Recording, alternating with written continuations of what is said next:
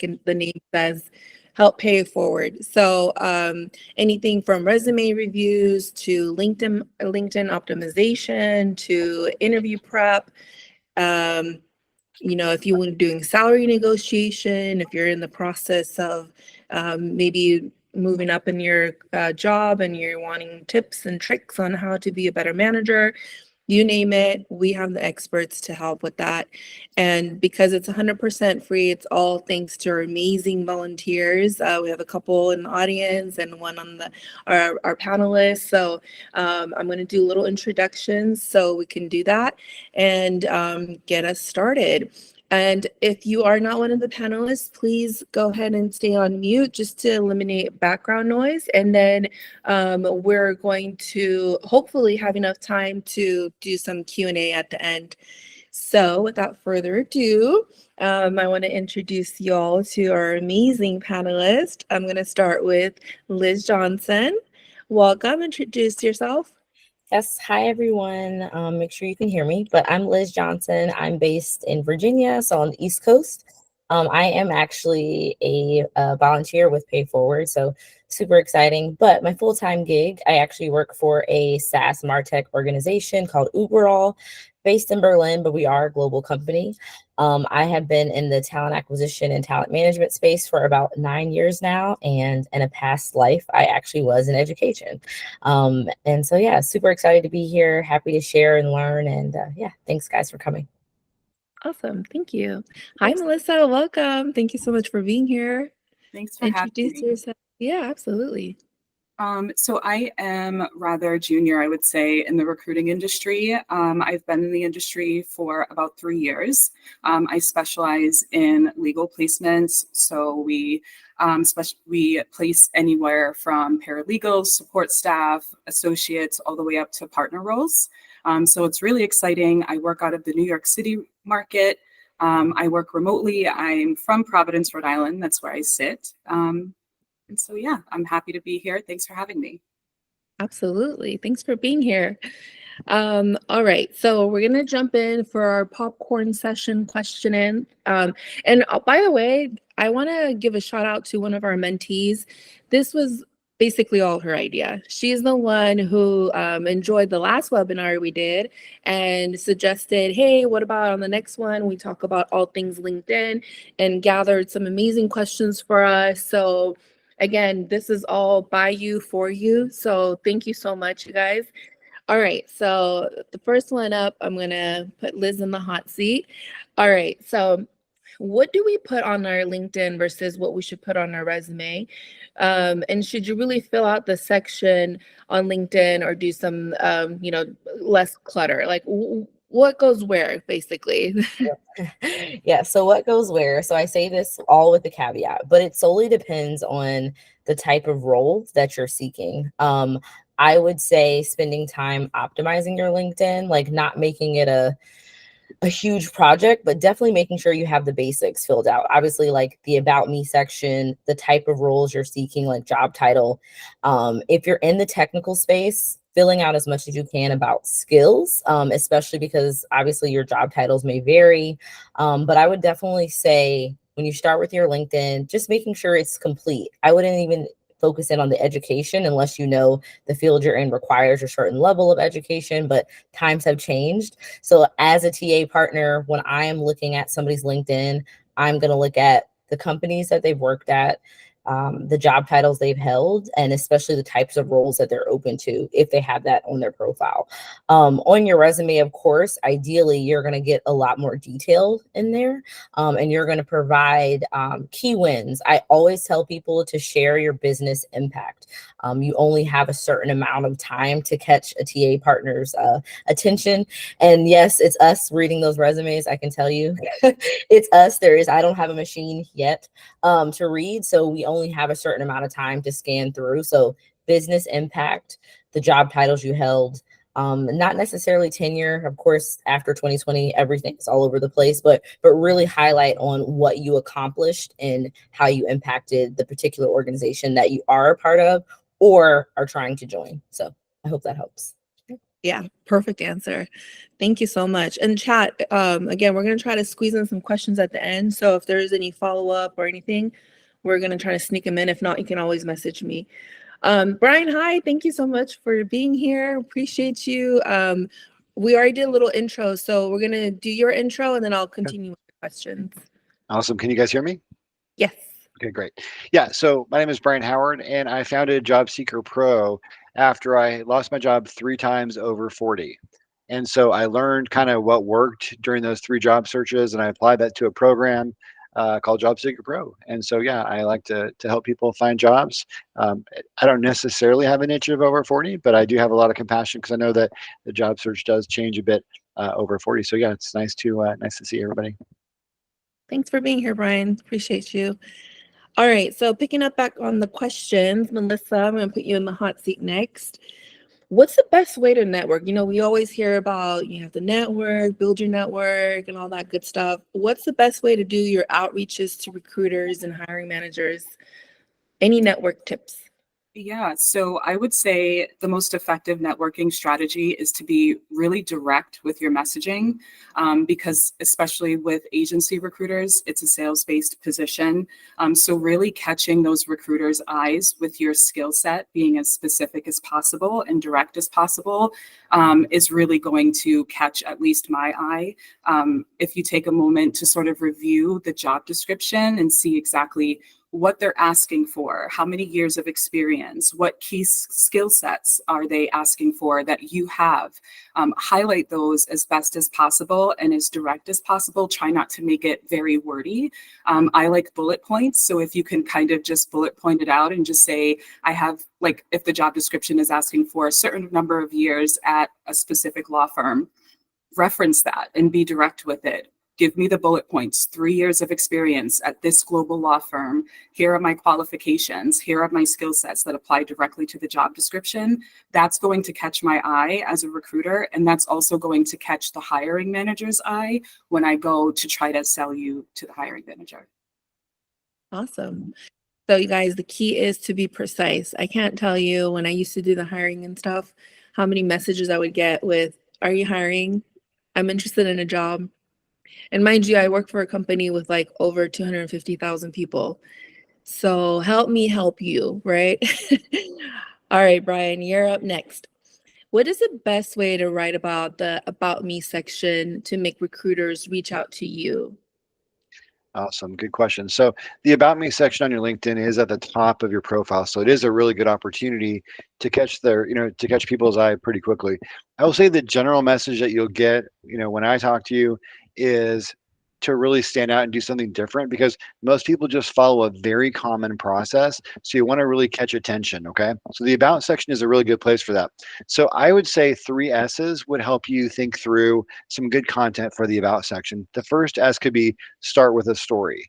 I think any of us would understand that a story is always going to be, a great opportunity to catch attention. Okay.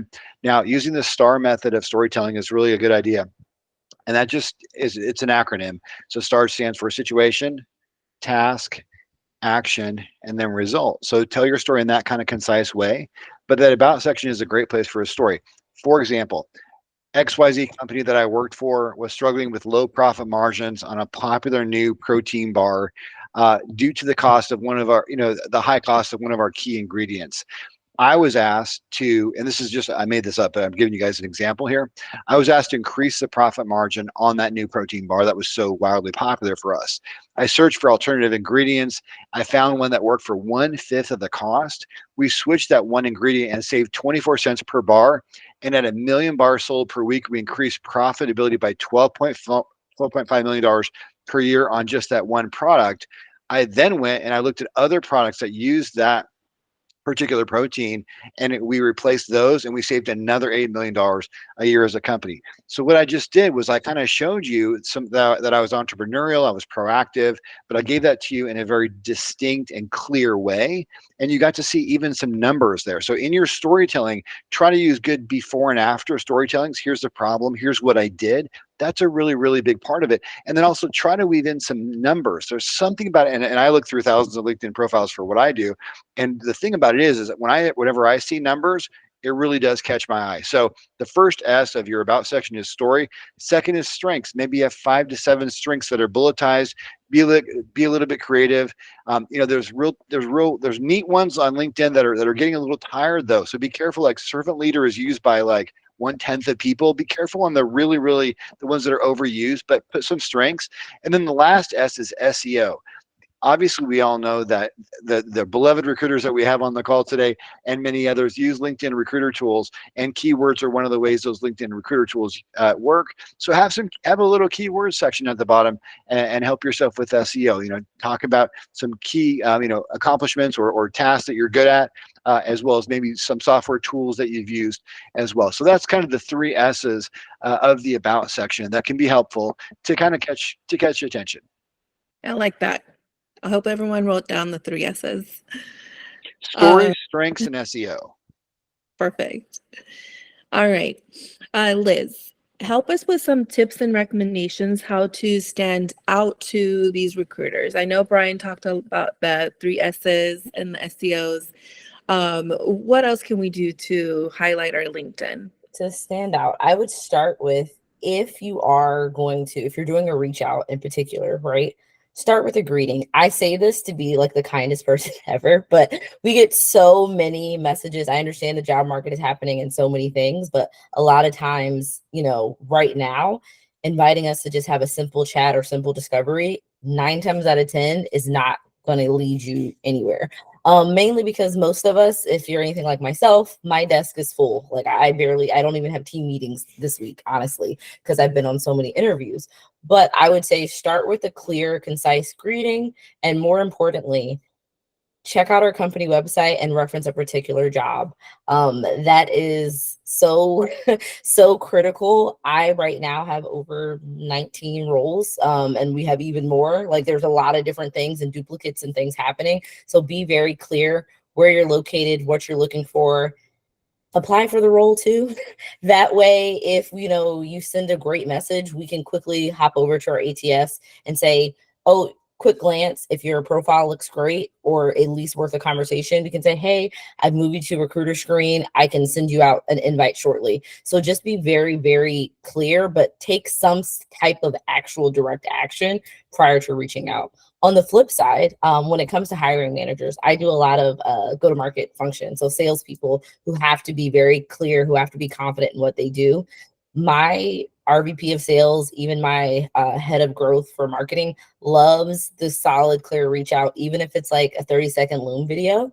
And I say that because it shows that you're bold, it shows that you're creative. And even if you're not a perfect fit, it grabs their attention. Now, do all of hiring managers look at those messages? No, but a lot of them, even my CRO, really appreciates people that are just confident enough, including BDRs that are just confident enough to just send that message and just say, hey, I applied for the role.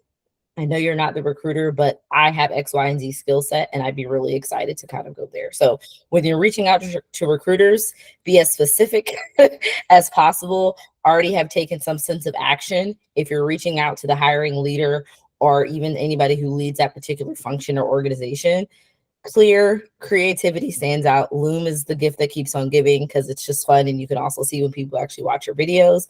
But I would just say everybody's really busy. Everybody has a lot on their plate. So when you get that focal point, just make sure you've already taken some sense of action so you're not solely doing an ask, because that can be quite difficult to actually get any feedback from. So I hope that makes sense. Absolutely. Love it. Thank you so much. Of course. All right, Melissa. So, sometimes I scroll through LinkedIn and I see post after post about whether you should add an open to work banner, whether you shouldn't. It looks good. It doesn't look good. What are your thoughts on that? I know it seems like the open to work banner has been such a controversial topic on LinkedIn lately. So definitely worth discussing. But I actually believe that the open to work banner is useful, and it just depends on whether or not you're actively employed or if you're not working but searching. My biggest concern for job seekers is to put the open to work banner on your LinkedIn and then have your current manager see or coworkers see, and then, alert them that you're potentially looking for a new position.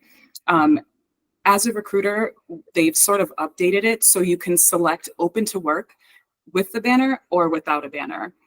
So as I'm going through and using the LinkedIn Recruiter, I am still screening candidates and using the Spotlight tool, and it's still going to tell me if you're open to work if you don't have the banner. So don't think too much into it. I wouldn't stress about it. As long as your keywords within your profile match what the recruiter is looking for, that's the most important part, because that's what's going to make you get noticed. I like it. I like it. And I feel like and Brian and Liz, feel free to stand or, jump in, but I feel like there's no shame in the fact that you're open to work, right? Especially if you've been laid off, if, there's been downsizing in the past 3-4 years. I mean, a legacy back in the day, a lot of folks would start at one company and retire at one company, and no one really jumped around, and it was like very stable, right? There wasn't like these massive layoffs that we're facing right now. Whereas now it's just like, oh, you got laid off? Understandable. It could be anyone from a VP level that was there for 20 years all the way down to a junior level who just started. And so I feel like it's a safe space now.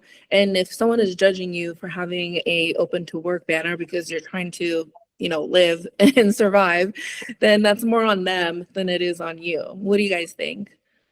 Agreed. I mean, I would just say like hashtag clickbait. I mean, obviously we all see a lot of things on LinkedIn that just drive a lot of attention, and it makes people comment, and then it gets shared and shared and shared. Listen, even if you are currently employed, there are some people that I've recruited that are like, no, I've had a discussion with my direct leader. They know I'm on the market. They're comfortable with it. They get it. Maybe they're aware that I can't grow here, or that I just completed school and I'm trying to make the transition. Shout it to the mountaintops if you're comfortable. But obviously from the recruiter side, I can see anyways, even if you don't have that round banner. But by all means, do not feel like having that makes you look any way but a human who's looking for a job. So from my side, sometimes the algorithm catches you into those deep debates, but if you need to pay bills, which most of us do, and you're looking for a new role, share it however you are comfortable. So that's my stance on it. Yeah, I really want to support, both of them on what they said. There's actually a video that I reposted from LinkedIn. It's 10 months ago, and I reposted it just a month ago. But it's actually talking about some with the open to work from LinkedIn's perspective, and they have all the data, so they would know, right? But from LinkedIn's perspective, it does work better. And I can't watch the video right now, to tell you what the numbers were, but it was actually a pretty dramatic help to people. So yeah, I wouldn't be shy about it either. Yeah. Unless they're going to pay your bills, don't worry about what anyone has to say. All right. Brian, what is the best way to address history gaps on LinkedIn? Gosh, what a painful topic. And, since I've been on 3 over 40 job searches, which got me to start Job Seeker Pro, I'm telling you, this one kind of hits home. I think overall, the two mindsets about your history is to be really clear about it and be honest about it, in all your documentation. And a lot of times they'll check and run a background check on you anyway. So it's, you're going to probably get caught if you don't. So just be honest about it, but also be positive about it. I remember I have a post right now that's kind of taking off because I just was honest about my 2020 pandemic layoff, where I accidentally said something negative about that gap that I had. And I was excluded from an opportunity. So we want to be transparent and honest about those things, but also don't slip into negativity about an employer. We're going to have to find a positive way to talk about that.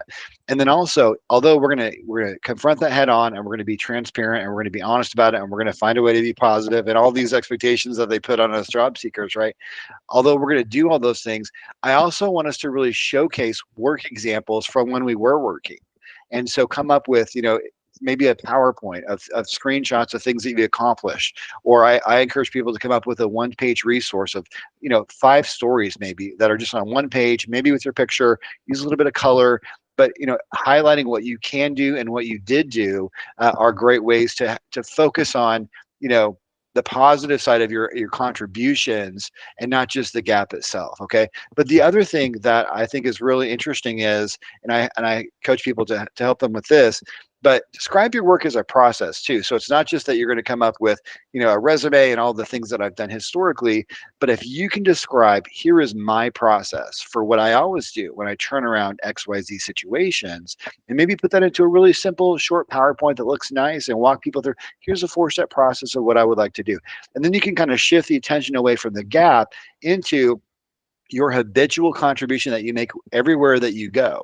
And so that's kind of how I would handle that, just to be positive and proactive and share those examples of what you can do and what your process is. Love it.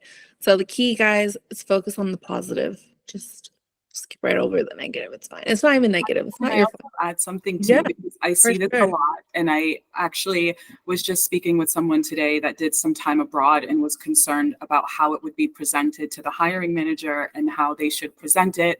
And he was like, what should I do? Focus on upskilling. If you upskilled during that time, mention it. Bring that to light. If you took classes, if you volunteered, if you did an internship, anything that you can put to address that gap on paper, which includes experience, a skill set, something tangible that the employer can look to. It's going to be less distracting. It's going to just, kind of allow them to look through your profile without anything jumping out at them. So I would just also include like time you took to upskill, if you were doing any sort of classes, and then yeah, that's what I wanted to highlight. I had the conversation today, so while it was top of mind, I wanted to share. Nice. And if you guys are looking for volunteers, Yeah. we're always gonna Yeah. use extra help. Yes, go ahead. So I was going to also speak to Brian's point about being honest, and making sure that whatever you present is actually what you've been doing. If you were part of a layoff, if you made the decision to leave, please, please, please be honest about that, because again, most organizations do the background checks, or if we're doing an employment verification, even those basic things, because a lot of companies outsource that piece. So they're simply like sending the paperwork over and there's no explanation given. And if you weren't actually employed within those dates, you have a very, very different dynamic. Doing this, actually some coaching with Pay Forward, I actually had someone share that they had a position rescinded because their employment dates didn't line up. So that comes into your whole integrity piece. So as it can definitely be humbling or humiliating, however you view it, honesty is always the best policy, in particular when it comes to dates, because that comes into a whole integrity piece. And then you don't want to have that be the reason you lose an opportunity. So it was a recent conversation, but that was one of those moments of yikes. So yeah, for sure. And sometimes it could just be like an honest oversight. Some of you may have like started as a temp somewhere and then got hired on full time. So you might want to just give, like do extra due diligence and provide that breakdown, because on the company standpoint, it'll show the older date, right? Or the young and newer date. So just give them that breakdown during your, recruiter overview. Yeah, I started actually with this temp agency, or when you're filling out your application, just a little note, because I used to hire a lot of temps as well. All right, so another clickbaitish kind of a topic. Is LinkedIn Premium worth it or no? This question is for Liz. So I say this with the sole caveat. I like free things. So before I was in the position to have a company, for example, who would allow me to go get accreditations and things like that, coming out of pocket just wasn't an option. I also used to be a teacher before I moved into the HR space. I wasn't making the money to go sit and pay for anything extra. So although LinkedIn Premium, if it's not impeding in your financial setup or makeup, if you're going through a layoff, obviously you're looking at your expenses, right? And although some people say, oh, it's not that expensive, but when you don't know when your next paycheck is coming, it is expensive, because you don't know if that little bit of money that you're putting out or that amount can impact you. So for me, if it's not impeding you financially and it's not an additional burden, by all means, I think it helps. However, it's still a piece of technology that maybe you just have to do a little bit different type of work to get the same impact while you're starting your job search. But my go-to thought process, I do have LinkedIn Premium, but of course my role is totally different, right? But I would say my go-to process, especially in this job market where a lot of people are going through the space of full unemployment, not just transitioning and not just trying to figure out how to do what's next. Don't accrue extra expenses right at the very beginning. Maybe if you know, some people, I've had them do it where they're doing a contract role where they have some income coming in, then they're like, oh, I think it's worth it, or I want to give it a try, by all means. But maybe it's just because I like to be fiscally responsible.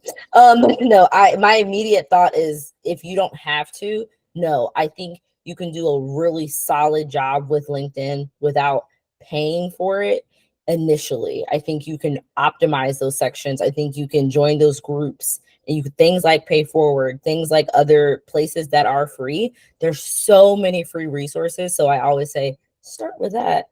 And then LinkedIn Premium, it does help. It does give you more of a streamlined view of things. But I also think these tips that we've shared and taking a different, more strategic approach can also do that. And there's no cost but your time. So that's just my thought process. And a lot of times they have like free trials.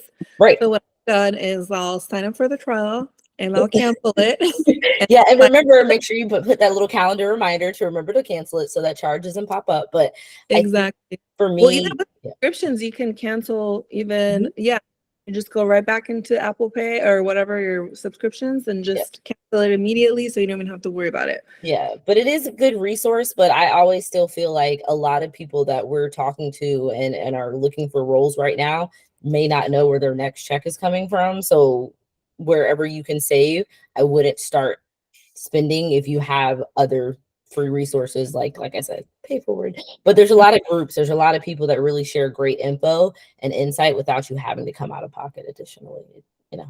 That's just, All right. So we talked a lot about like what we should do, the good stuff, the positive stuff. As a recruiter, Melissa, how can I avoid getting on your nerve? Like, what are the things not to do? What are the taboo things? So I really enjoy connecting with people on LinkedIn. It's why I'm on it. I really love the connections and engaging with you guys. But some common mistakes, I was looking over this question and like prepping for the call. I would say it's best to just keep your communication as authentic as possible. Be respectful. Understanding that we have a ton of communication from candidates and salespeople and people trying to pitch us different things. So I would just say be as authentic and nice as possible. Avoid being overly persistent. I would say once a week, maybe every week and a half max. And then I would just say being polite and genuine would be like my only feedback. But other than that, I enjoy getting the messages and I enjoy communicating and connecting with you guys. But I don't know if Liz has anything to add. So I agree with all the above. I would say I, as a TA person, have kind of built the habit to like at least every Friday to try to go in and check my messages. Like I said, sometimes it's potential candidates, sometimes it's salespeople. So my inbox can get crazy. So if you don't get an immediate reply, it's not a personal thing. It's just like between that and my actual email, it can be a lot. But I would say for sure, just be pleasant. I mean, I think right now we as, TA people are very well aware candidates need opportunities. They're looking for roles, things like that. So I think it's just more of like, just like if we were in person or if you were calling me on the phone, just, be genuine, be polite, and just like, if you don't hear from me, a follow-up in like a week and a half is totally fair. But like I said in the beginning previously, if you take that action and say, hey, Liz, I applied for this role on Saturday, could you take a look at my application? That also helps for me to kind of take that action as well. But I would really just start with the kindness factor. That probably sounds like a simple thing, but you would be surprised. Some of the outreaches cannot always be the most positive. So that is definitely a piece to avoid. Yeah. How about you, Brian? What are some of your pet peeves? Well, I'm a job seeker coach, so I would say that's probably not my area of expertise, but I think, good follow-up, you do sort of transmit confidence and diligence by following up. If you never follow up with these guys, it's kind of like you don't care, or you're just, spraying and praying and you're just being very random and not strategic, like the guys have been saying. So I think, I would just echo what, just from my humble perspective, not having their role. But yeah, I think, you do transmit a certain amount of ability and care. just by being good at follow-up. Awesome. All right. So, Brian, I heard I should be active on LinkedIn. I heard that that's going to help me stand out. I heard it's going to put me on my, help my algorithm. What should I post about? What are some things that I can talk about? It's really interesting. When I put my course together, I had to go back in time and look at what was I doing, because I was attracting huge amounts of views on my LinkedIn, and I even had 2 CEOs approach me with work, and really I diagnosed that what I was doing right was the posting. So this is actually a perfect question for me. So there's 5 business days a week. If you were to schedule, let's say on a Sunday, if you were to schedule 5 posts using the LinkedIn scheduling tool, here's 5 tips of things that you can post about that will help you to just stay top of mind in your feed, and to have people remember that you're open to work, and to also kind of build your brand. Okay. And this worked for me. Like I said, I had 2 CEOs approach me with jobs. All right. Number 1, if you post job seeker tips that are working for you, so something that's really, you're on a job search, certain things are working for you, right? So by you posting about a job seeker tip, you're actually reminding people that you're on a job search, but then you're also saying, hey, I'm the kind of person that in my need, I'm still going to share what's working for others, right? So you're going to be other centric, right? That says something about you as a person. And yet it also reminds people that you're on a job search. Okay. So it's number 1, post job seeker tips that are working for you. Number 2, you can post very short, inspirational, and positive messages. One time I posted like 5 words. It was like outwork, out care, out hustle, out something. I don't know. It was like 5 out things. That's all it was for the day. That was my post for the day, right? And then some hashtags. Just I'm reminding people saw the banner. People reminded that Brian's looking for a job. And yet it was just something very positive, right? So people start to associate you as being positive. Okay, the next thing was post other people's posts that are helpful, right? So I mentioned a little while ago that I reposted something from LinkedIn about how the Open to Work banner was helpful. During the pandemic, I remember one of the posts that I posted was just something that was very positive about mental health during the pandemic that Tony Robbins did a video on, and I just reposted it from someone else on LinkedIn, right? So what you post, people associate you with. And so posting something positive about mental health was a great thing. That was my post for the day. Right. So these don't have to be just you authoring it. That was me sharing someone else's content. And by the way, they really appreciate that. And by the way, the algorithm does too. Also, you can post something that's super short, but where the picture itself is the feature. So LinkedIn likes pictures. People like pictures as well. So I have this one post that I did about a little tiny dog chasing a rhinoceros, right? And it talks about how, it's not something like it's not the size of the fight, but the fight in the dog or something like that. And so that's just an example of being very positive. And they know you're on a job search, but here you are just being brave, and people respect that a lot. And then the last one is really the most important one, which is if you can post about a story or a work or a best practice in your category. So last night I had a teaching session, and I said, what if you're in the water testing business, right? You're in the water science or water testing or water quality assurance, and you're posting about common things to look for or best practices or tools that you use in your career. So even though you're not on the job right now, you're looking for a job, you're posting expertise from your category. And let's just think about that. What kind of people does that attract, right? In that case, for that individual, that would attract people in the water space, right? In that individual's direct area of expertise. And that, again, I attracted jobs by doing that. So there's 5 days a week. There's 5 types of content. You can schedule them all on Sunday and then not think about that during the week. You can probably do all those 5 posts in an hour. And then you're going to continue to remind people you're on a job search, show them that you're a positive person, help other job seekers, and yet also build your brand about what you're good at. So that's kind of the 5 things. So I think that posting is actually a little bit of a neglected thing. The last thing I'll say, though, it's not the time or the place to be negative, to be political. Just don't use that. If you have to do that, use Facebook. But I think these guys would say that recruiters even look at Facebook. So maybe just don't post negatively online in general. But I do think those really thoughtful, planned posts about your expertise and tips for that, I think those will really help you to stay top of mind and to build your brand. I love that. I love that. What I'm learning with like doing the social media for Pay Forward, definitely talk about what you know. Like you don't have to, if let's say you're like a engineer, you don't have to go talk about being a social media manager. So just talk about what you know, because you're an expert. You're literally marketing yourself. And if you feel like, I'm not the best writer, I have like really great thoughts, but I don't know how to, document it properly.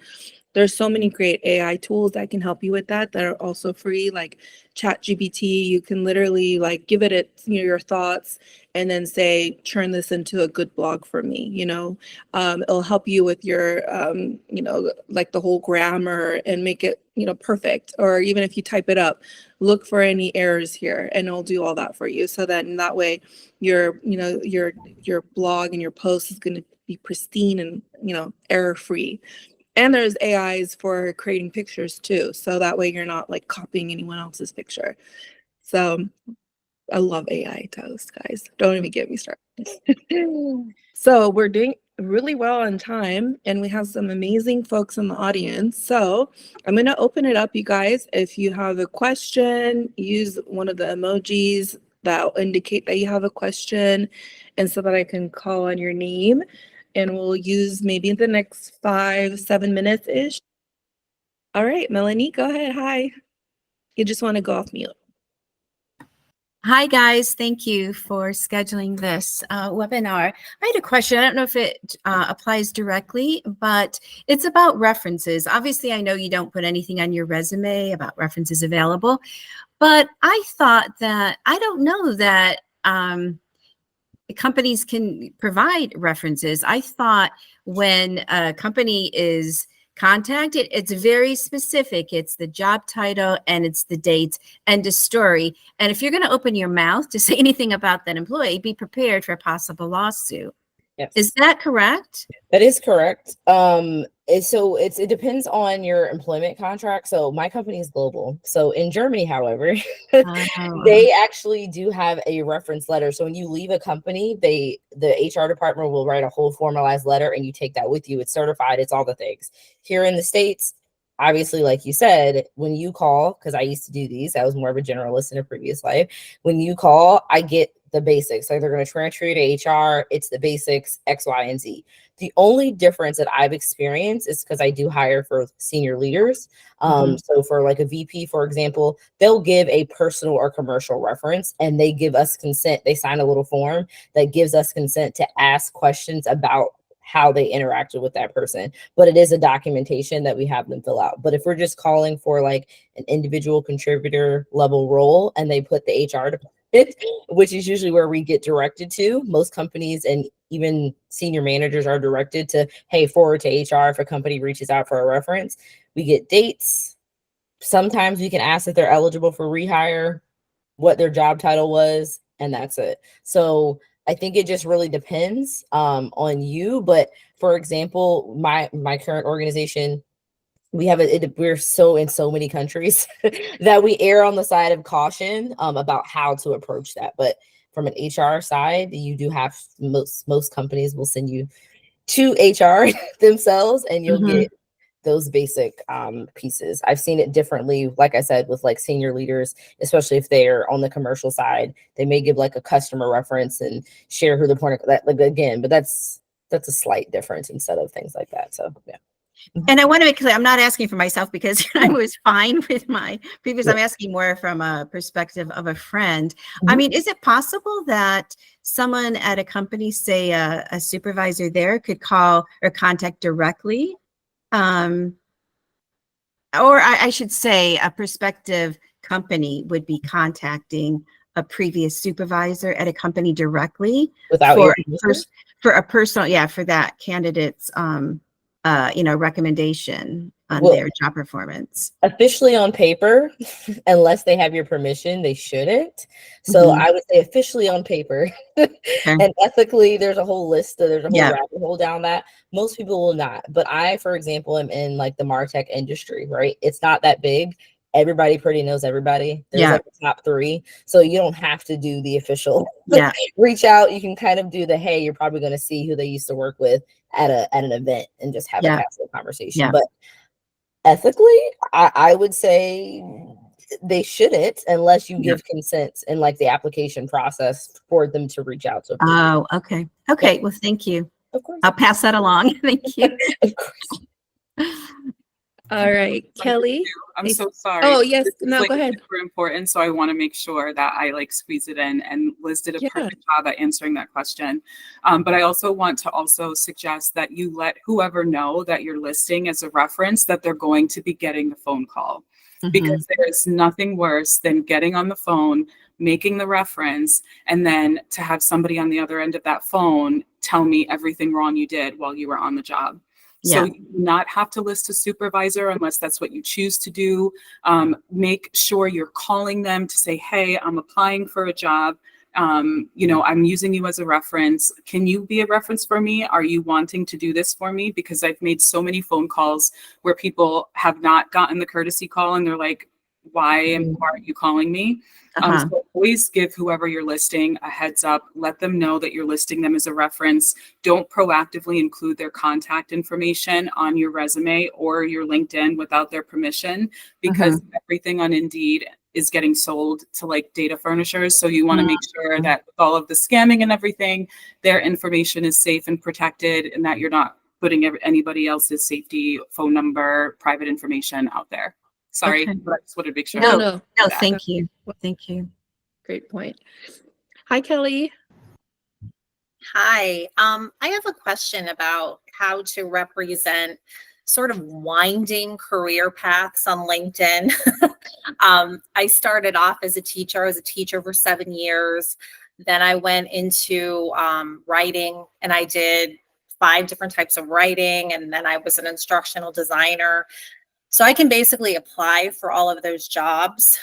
But I read where in your headline, you should be way more specialized. And I'm just finding the market now to be very specialized and not so much, the jack of all trades, if you will. So I'm just wondering how to represent that to the best. Brian, you want to take that? Good question. It's funny, I have run into quite a number of transitioning teachers, and writing is one of the areas they do spend some time on for sure. I think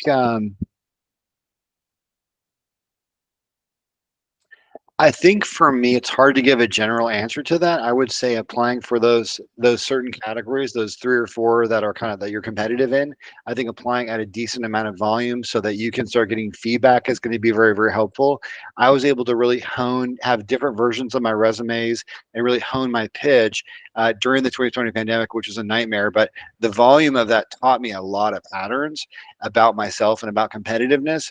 So I think in general, having, maybe it's 2 to 3 specialized resumes for those different areas that you're good at, and then volume of applications against those different 2 or 3 types, seeing where you're most competitive, seeing what talk tracks work the best, and then refining over time. The final job that I took during that horrible 2020 pandemic, they actually said, Brian, you sound too polished. We're actually worried you sound too polished. And I was like, I'm not too polished. You haven't been through the number of interviews. So anybody would be polished. So my point is, you get polished over time, and you're able to tell that story, kind of navigate that. You can almost anticipate what they're going to ask by going through so many interviews. So I'd say focus on 2 or 3 specialized resumes, go after a lot of volume against those, and then see what's working and adjust from there. Okay, thank you. Yeah. Can I add? So Yeah. as a former educator, the journey is real. But to kind of there's all sorts of places that you go when you make that transition. But as a recruiter who also does like sourcing, right, from the recruiter seat, we really search the keywords. So Brian pointed this out, the SEO space. So like, yes, you're right. This market is really focusing on people having like specializations. That is true. But you can still, the algorithm and the search feature on LinkedIn is so good at grabbing those keywords and skills. So if you ensure that whatever you really want to highlight about those kind of 3 pathways that you've been on really stands out, those key kind of business impacts or whatever impact you made or what stands out, we'll still find you, and the right role will find you. But the way I search is I have an amazing team member who is amazing Boolean search strings, but they're so good that they grab so much that as long as you're very, very clear in those areas of what you did and what skills you have, we'll still be able to find you. So yeah, just so you know. Thank you. Of course, yeah. I have another question. Yeah. So we have just on time check, we have time for one more question. I want to make sure no one else has a question. Yeah. And if not, Melanie will get you, and then we're gonna just do closing comments, and that should be our webinar for the day. So any other questions before I get to Melanie? All right, Melanie, the floor is yours. Thank you. Obviously, I know metrics data is really important, but I struggle. First of all, I don't have my records with me. I don't have them anymore. So it's really difficult for me, and I feel I'm at a disadvantage, but I'm not sure how to work them. So a lot of times I'm estimating, and I don't know. I mean, in a way, who cares and who's going to audit me? But I don't even know if my figures would be impressive. And I probably should say that I most recently it's a traffic manager, which in essence is a project manager. And so, I improved processes. So I would say, it reduced lags in processing jobs by maybe, 30%, but that's about as best I can do. I don't know how else to attach metrics at times. Brian, you want to take that? Yeah, I can start. So I'm pretty passionate about this because I tend to be overly honest, and that sounds really, really great when you just say it, but really it's paralyzing. And so what I've really learned is that you do your best. 30% sounds, if it's in the ballpark, I mean, you're not going to have that, especially when you're laid off. You're not going to have artifacts and exact numbers, but you're going to have to tell that story. So the tough thing about corporate these days is they'll let you go at the drop of the hat, and then you get nothing about what you've done for them, right? So overall, by the way, a corrective thing that you want to think about doing is sending home safe, non-breach, non-cybersecurity, nothing sensitive, but send home kudos and compliments and numbers and little work samples for yourself, so that on a job search in the future you'll have those. Yes. Just Yes. try to correct that, so that you're not in this position. But yeah, Yes. honestly, good estimates, honest estimates is actually just kind of part of the game. And I've had to learn to be comfortable with making the best estimate that I possibly can. Yeah, because a lot of times I can't estimate. Like I saved so much money. I'm more like, how did I streamline the process? It's hard to me attach. Yeah, I didn't increase profits per se, or so that it's difficult. Well, sometimes you can click on that though. So 30% savings, how many people were in that department, right? What's their average salary? I mean, you actually can back in the napkin that actually.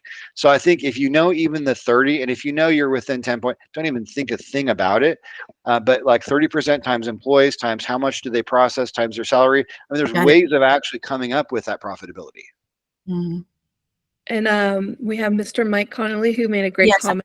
Yeah, I saw there was a comment. Yeah, so just any data is good, even if it just shows. I'm just going to read it verbatim so I don't butcher it. Yeah. Just using any data is powerful, even if it's estimated. It shows you care about results. If you don't have data specific to your role, you can also speak to larger business results, optimize processes related to order processing that contributed to a 5 million product launch.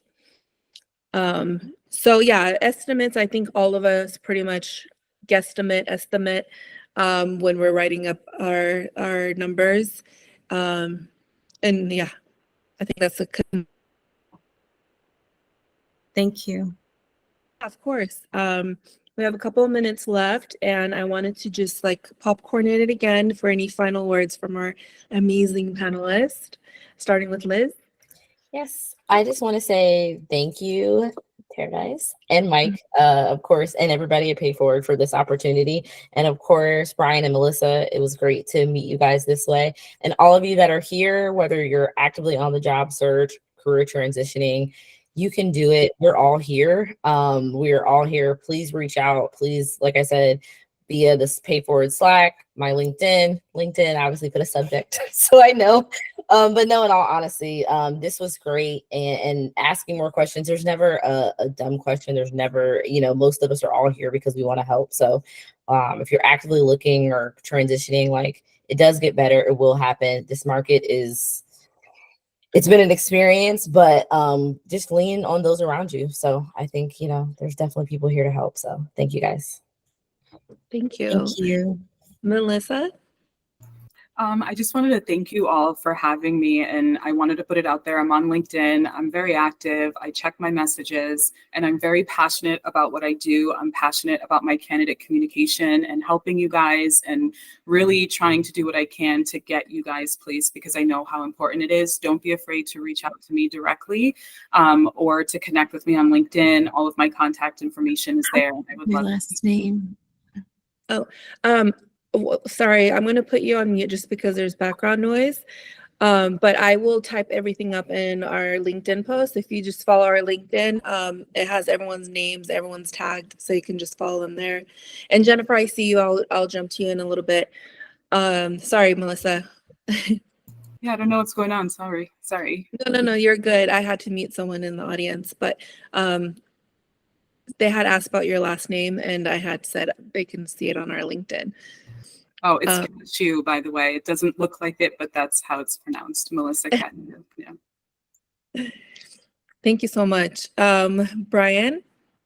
Gosh, guys, I've been there the hard way for sure. And I just want to encourage you guys that, go after jobs, even sometimes if you feel like, you can't get it, go after those, do special things to get attention. No one does anything special. People just submit resumes all the time.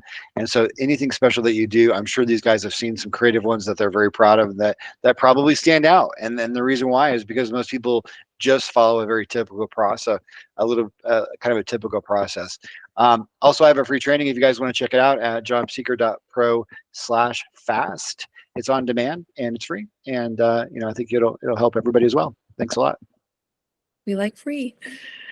Hey, Jennifer, I think we have maybe like one more minute for a question or a comment. Yeah, sorry. I may have missed it. But I was wondering, so your section underneath your job titles on LinkedIn, someone told me that you're supposed to put like the job description in there. Is that still true, or should that mirror your resume? Like the job description area on Like your a short overview about what you did and then your or what the job was and then your actual accomplishment. So someone had told me that you're supposed to just put like your job description on LinkedIn and not have it mirror what's on your resume. Should it match your resume, like your accomplishments, or should it be a job description of what the job was? What do you think, Liz? I think it depends on the role. And that's probably not super helpful, but like, for example, like if I'm looking at like a product or like an engineering role, for example, like I just need to know like the languages they use, things like that. It's very kind of basic. But of course, if I'm looking at a go-to-market leader or anybody in sales, I want to see things like President's Club, numbers, things like that. So for my end, that's not really clear, but like I know an account executive, I know what they're doing. So I don't need a job description, just to be honest. I more so will look at what they've kind of like done. But I think whatever is a good read. So if you look at your LinkedIn, I'm only going to look for a certain amount of time. So sometimes the job descriptions are super long and they may be quite overwhelming. So I think you just kind of have to plug and play and see what covers a lot, but is also visually appealing. Excuse me. And I would say, to Brian's point earlier, is that the SEO point of it and those smart keywords, making sure that those keywords that apply to the position that you were doing, that recruiters would be looking for, because that's what's going to pull you into my spotlight search as a sourcer. I hope that helps. Yeah, so I guess it just depends, but I guess that's why I've heard it both ways. Awesome. Well, thanks for the question, Jen. Nice to see you. Jen is also one of our amazing coaches. We love Jen. Thank you so much for all you do. All right, folks. So again, thank you to my amazing panelists. You guys all, were like immediately yes. Like as soon as I reached out, and a couple, the power of LinkedIn, you guys, just so you know, for the audience, both Melissa and Brian were cold called by me on LinkedIn. So don't be afraid to network. there's a lot more people that are going to say yes than there are that they say no. I just went ahead and slid in their DM, made a little intro about, who we are, what we do, and just literally asked for help. And they were kind enough to say yes. So, don't be afraid to reach out. So thank you, my amazing panelist. I'm so grateful for you. This was a great session. We really enjoyed it. I hope the audience enjoyed it. Just like last time, I'm going to make a little plug. If you if you have an idea for our future sessions and you want us to talk about it, please message me on Slack or LinkedIn. Follow our LinkedIns if you are not already.